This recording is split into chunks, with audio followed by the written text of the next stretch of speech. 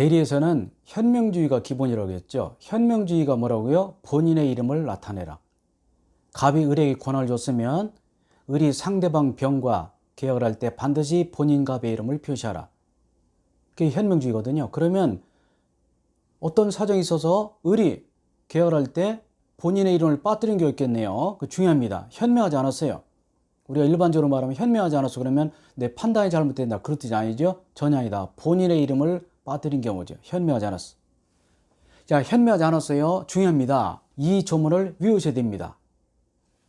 원칙, 대리인이 본인을 표시하지 않았다. 다시 말해서 갑의 이름을 빠뜨렸어요. 빠뜨렸습니다. 중요합니다. 그런 경우는 의사표시는 자기를 위해서 봅니다. 자기. 누구죠? 대리인 소속 책임자. 계약을 했는데 대리인이 뭘 잘못해서 갑의 이름을 빠뜨리면 누가 책임지라고요? 을이. 자, 일반적으로 대리 경우는 을이 병과 계약을 해도 을은 책임지지 않죠? 누가 진다고? 갑이 지잖아요. 그죠? 본인이 책임지게 되는데 대리인이 본인의 이름을 빠뜨렸다. 그러면 대리인 소속 책임입니다.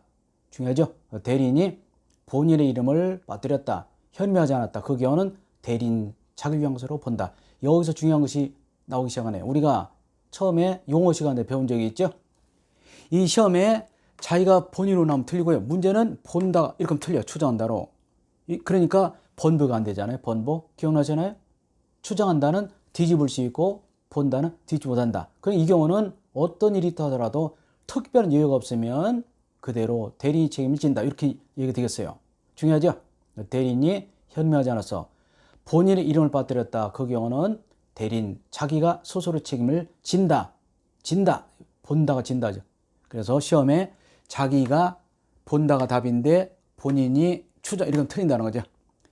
현명하지 않았다는 것은 이 경우에 누구? 갑의 이름을 빼먹었다. 그 경우는 대리인 스스로 책임진다. 그러니까 반드시 갑의 이름을 써놔라. 이런 얘기 되겠네요. 따라서 현명하지 않았다. 그 경우는 계약 당사자는 대리인과 상대방이 이제 본인은 빠지고 대리인과 상대방이지 본인은 책임지지 않습니다. 따라서 이런 경우 대리인은 착오를 주장할 수 없습니다. 그런데 항상 예외가 있어요. 모든 일에 다 예외가 있죠. 원칙과 예. 원칙은 그렇지만 그런 예외도 있습니다. 그러나 상대방 병 중에서 을이 본인의 일을 빠뜨렸다 하더라도 대리로 한 것을 알았어. 알 수 있어서 그때는 본인의 효력이 갑니다. 본인의 책임 인정되죠. 알았다 뭐죠? 악의 또는 알 수 있었다. 선이 플러스 가시. 원칙적으로 가장 중요한 것이 원칙입니다. 원칙. 대리인이 본인 일을 빠뜨렸다. 그 경우는 의사표시는 대리인 자기를 위한 것으로 본다. 그러나 상대방 쪽에서 대리으로서 한 것임을 알았다 또는 알 수 있다. 그때는 본인이 책임을 집니다. 자, 원칙 항상 외우시고 자기 본다, 자기 본다. 시험에 자기가 본인으로 본다가 추정한다 나오면 틀립니다. 그래서 이 뜻을 아시는 게 중요하고요. 자기 본다, 자기 본다. 이렇게 하면 틀려요. 보라색 본인을 위한 것으로 추정한다 틀리고 자기 본다. 갑의 이름을 빠뜨리면 을이 스스로 책임지지 갑에게 책임을 떠넘기지 못한다. 역시 상대방도 보통 갑의 이름이 없기 때문에 을이 한 것을 알겠죠. 그러나 예외적으로 상대방 쪽에서 본인의 이름이 없다 하더라도 을이 갑을 위한 것임을 알았다. 알 수 있다. 그 경우는 갑이 책임을 진다는 얘기가 되겠습니다. 우리가 처음에 배웠던 내용을 잠깐 복습해 보시겠습니다. 기억나시나요? 추정한다 본다. 자, 간단히 보시죠. 추정한다는 것은 반대의 증거 제시로 효력을 변할 수 있어. 뒤집을 수 있어요. 예전에 배운 적이 있죠? 남편의 친생자 추정, 아내가 혼인 중에 임신한 자녀는 남편의 자녀로 추정한다. 본다면 틀리죠? 아닌 경우는 뒤집으라겠죠. 이거 배운 적 있고요. 자, 무엇으로 본다? 간주한다, 의지한다는 반대의 증거 제시가 되어도 효과가 그대로 발생하지 번복할 수 있어 없어요? 없습니다. 얘가 뭐겠습니까? 성년의제, 어른으로 본다. 자, 미성년자가 혼인했습니다. 그럼 무조건 어른을 보죠? 따라서 미성년자가 혼인하고 물건을 사고 팔았다. 그러면 나중에 제가 미성년자인데요? 라면서 취소할 수 있어 없어요? 없습니다. 엄마 아빠가 돌침대가 좋다고 해서 부부가 샀습니다. 16살짜리들이 샀는데 자다 보니까 허리 아파. 그래서 아닙니다. 우리는 물침대를 바꿀래요. 라면서 돌침대 매매 계약 취소할 수 있어 없어요? 없어요. 아셨죠? 왜냐하면 미성년자의 일반 재산 매매 계약은 취소할 수 있어도 그러나 이놈들이 혼인하면 성년자로 본다. 어른으로 간주하기 때문에 이 경우는 취소할 수 없습니다. 예전에는 미성년자 혼인에도 19세가 되지 않은 징후 선거권이 없었어요. 공법행위는 민법 적용되잖아요. 이번에 12월 27일 날 공직선거법이 개정되면서 선거권이 18세에 내려왔잖아요. 그러니까 당연히 선거권이 있겠죠. 이런 얘기 됐고요. 선거권이 나와서 말씀드리는데 선거권은 만 18세부터 공직자를 선거할 수 있고요. 이번에 법이 바뀌었습니다. 12월 27일. 27일이 나와서 말씀드리는데 제가 원래는 연말까지 다 이 녹화를 다 끝내려고 했습니다. 처음에 계획했을 때는. 그런데 아직 여기 하고 있잖아요. 그러니까 모든 일 해보지 않으면 몰라요. 의외로 정말 강의만 하면 될 줄 알았더니 여러 가지 복잡한 과정도 있고 제가 또 편집을 하는 동안에도 여러 가지 시간이 많이 걸려서 강의가 좀 늦어지고 있습니다. 그러니까 내가 해보기 전에는 몰라. 남 일은 다 쉬워 보여? 해보면 그렇지 않습니다. 세상이 다 그렇죠? 남 얘기를 쉽게 하는 거 아니잖아요. 아이고 그런 것도 못해. 해보면 그렇지 않습니다.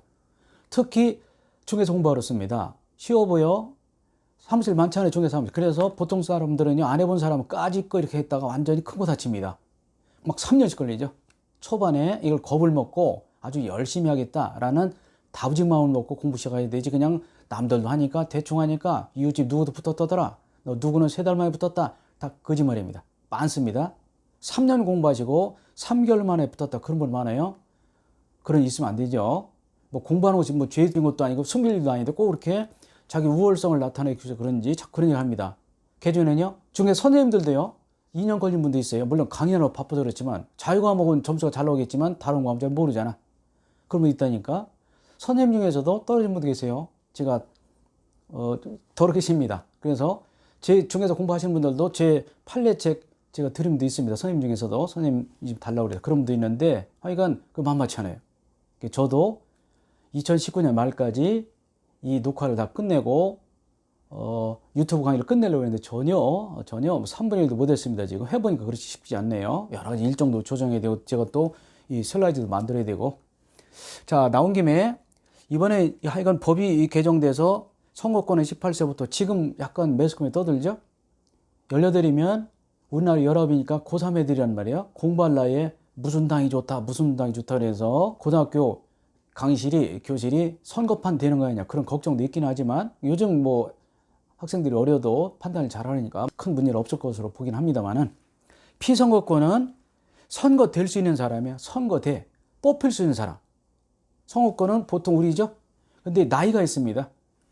보시면 국회의원은 25세부터 국회의원이 될 수 있고요.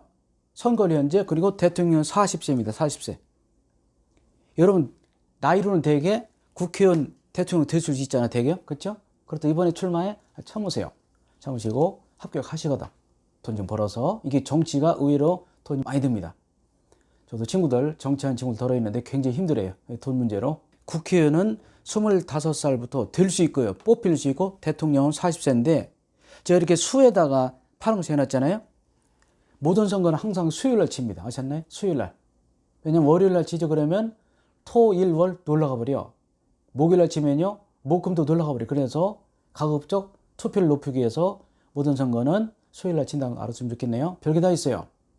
여러분들 법을 잘 몰라서 그렇지 잘 보면 세상이 규칙적으로 법대로 움직입니다. 마치 아주 조직이 씨줄 날줄이 아주 얽혀서 이렇게 천이 되듯이 여러분들 몰라서 그렇습니다. 하나하나가 다 법이 이루어져 있고요.